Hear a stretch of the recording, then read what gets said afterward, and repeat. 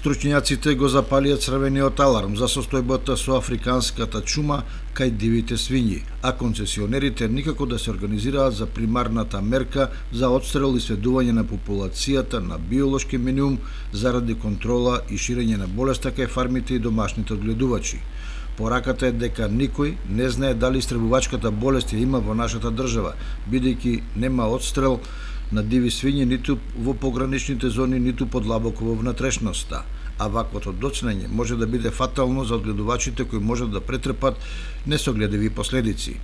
Тоа што е нелогично во целата ситуација е што и во ловните резервати во кои е населена дивата свиња не е извршен отстрел на примариоци заради лабораториски испитувања на месото.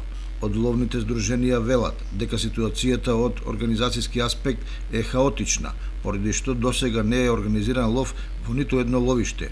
Законската регулатива вели едно, а мерките налагаат сосема друго.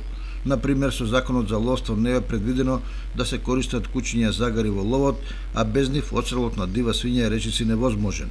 Друг момент е што стреланата дива свиња не смее да се влече по теренот за да се донесе на одредено пристапно место, ниту пак да се обработува од страна на ловците. Во ловот треба да биде вклучен ловочувар и ветеринарна служба, што во наши услови е тешко остварливо.